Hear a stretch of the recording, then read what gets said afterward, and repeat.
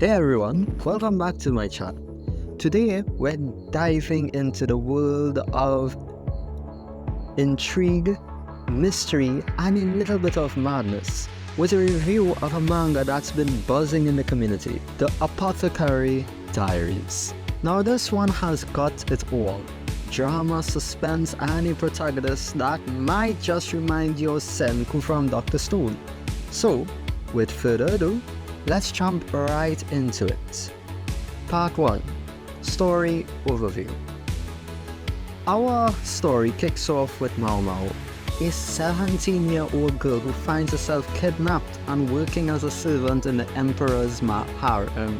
Now, what makes Mao Mao stands out is her intelligence. She can read, which is a big deal in a world where most of the other girls in the harem cannot. The manga wastes no time plunging us into some intense drama between the top two consorts of the Emperor. Their children are mysteriously falling ill, and no one seems to know why. Enter Mao Mao, our sharp-witted heroine. She quickly deduces that the makeup the consorts are using is poisonous and secretly writes a letter to both of them, warning them of the dangers. This catches the attention of Jinshi, a mysterious man tasked with finding the author of the letter. When Jinshi discovers that Mao Mao is behind it, he immediately takes her to the concubine. Mao Mao's quick thinking earns her a promotion, and from there things only get more interesting. We also get some fascinating flashbacks that show us just how Mao Mao became knowledgeable.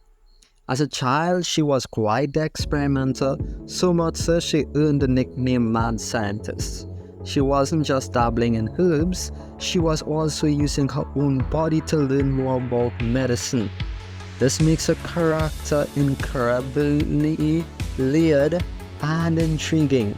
And just a side note, this manga, this setting, this story takes place when China was in its imperial days. So you need to understand that these herbs and medicines were literally just growing in the wild. Jinshi's role in the story also adds another layer of intrigue.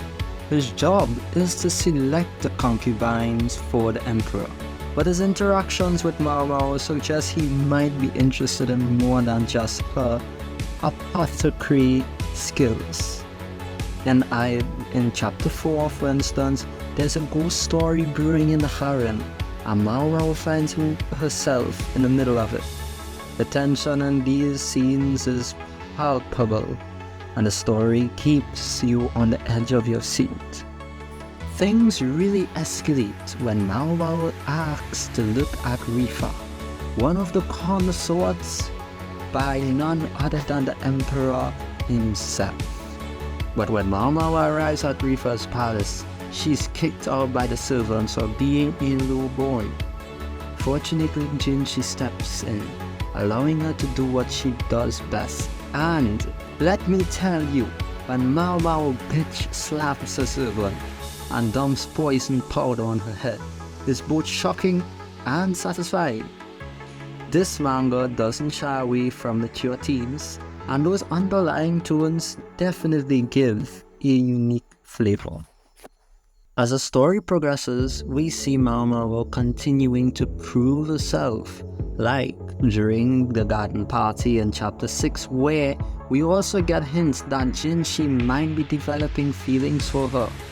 And in chapter 7, she drinks poisoned broth at the banquet, thinking it's just food.